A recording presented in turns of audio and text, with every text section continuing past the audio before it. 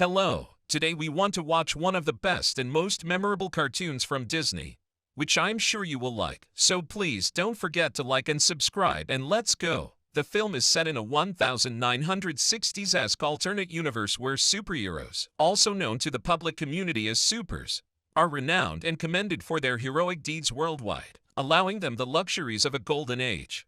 One particular superhero who truly lives in this age is the super-strong Mr. Incredible, engaged to the amazingly flexible and dexterous Elastigirl and best friends with the cry-kinetic Frozone.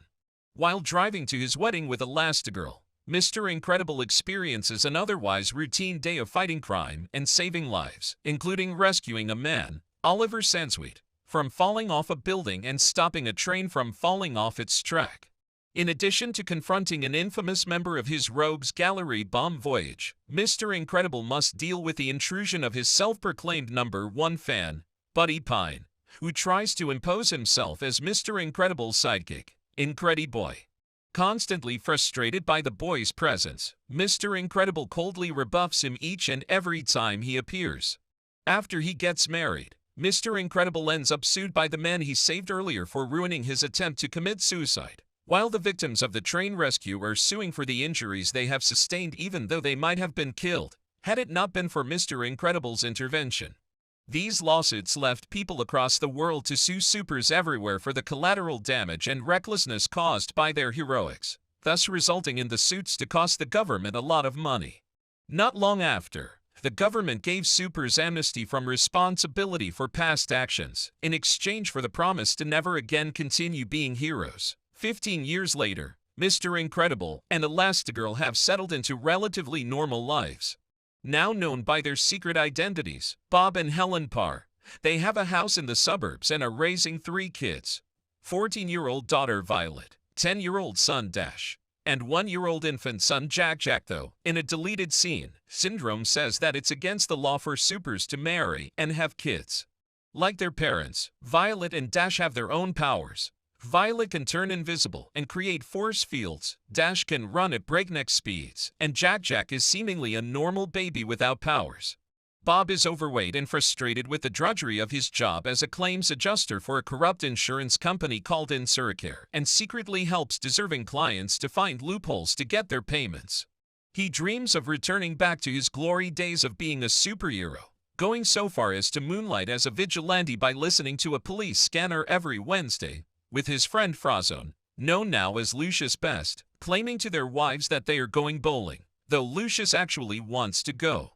They go to save people from a burning building, but the heat is too much for Lucius to put out with his powers.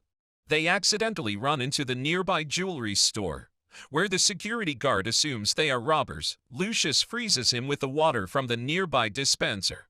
When Helen finds out about Bob's nighttime escapades, it causes an argument. Bob hates having to hide their gifts and wants to return to the heroics of the old days, while Helen is concerned about keeping the family together and not having to start over again by going into hiding in a brand new location. A mysterious agent contacts him and offers highly paid work subduing a renegade robot, on an uncharted volcanic island.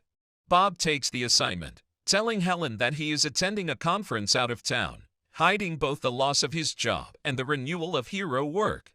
While on a jet to Mirage briefs Bob, now Mr. Incredible, again about how his mission is going to go, and how he needs to find a way to it without completely destroying it beyond salvation, and do it quickly before it figures out how to kill him. Mr. Incredible lands on the island and begins searching. He finds and an epic battle ensues. Mr. Incredible defeats and with a hefty reward he begins to lead a much happier life with his family. However, he has slightly damaged his from the battle and takes it to its designer, the Flamboyant, for repairs. Edna also offers to create a brand new suit for him, and he accepts, but, unbeknownst to him, she also creates matching suits for his entire family. 2 months later, Mirage calls Bob with a new assignment. Helen overhears the call but does not realize its full implications or content and begins to have suspicions of an affair.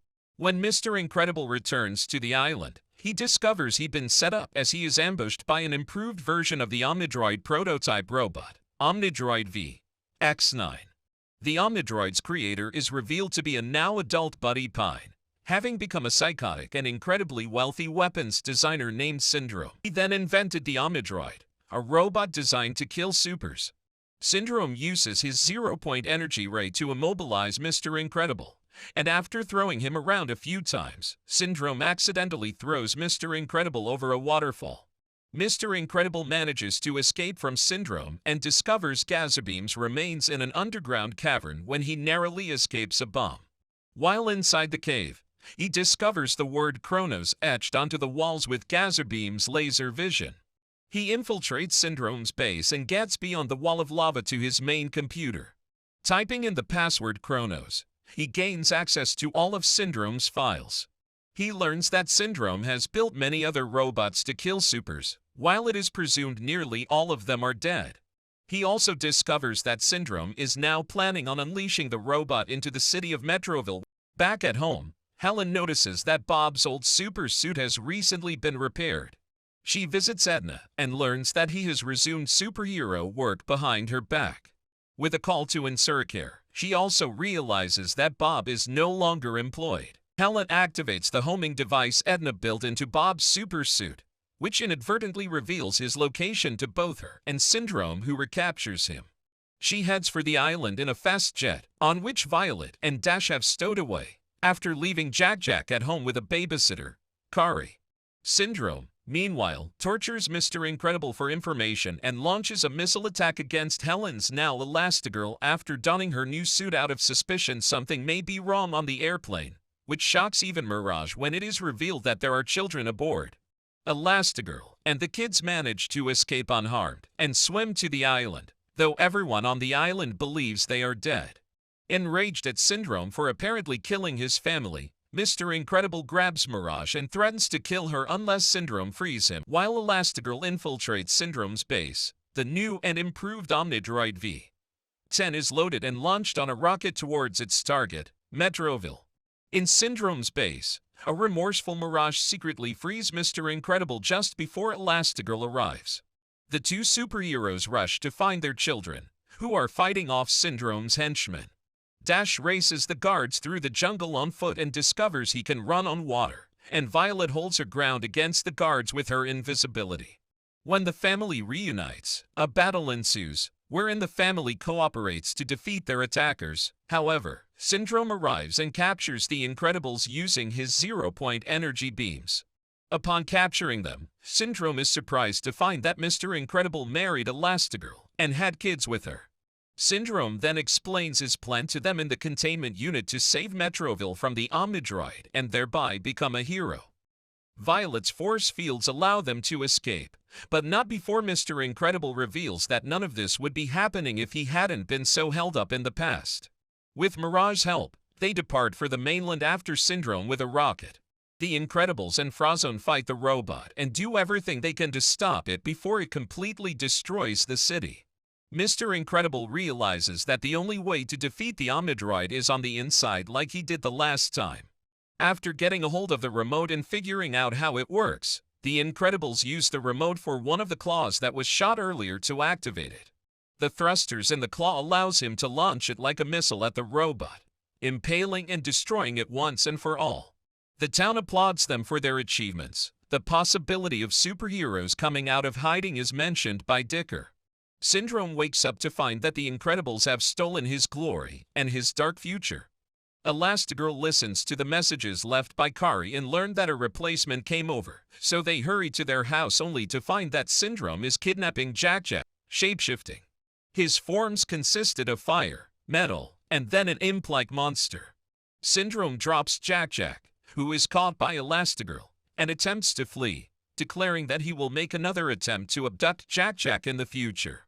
Bob, having had enough of Syndrome, hurls the family car into the jet. Syndrome is knocked into the turbine, and his cape is caught in the engine quickly becomes a super smoothie. Violet, having mastered her force field powers, protects the family from the raining flames and debris as the jet explodes, much to the amazement of their young neighbor. 3 months later, the family is much happier. Even Bob is content with their civilian life. As they walk out of the sports complex, a new villain, the Underminer, rises from the ground and declares war on peace and happiness.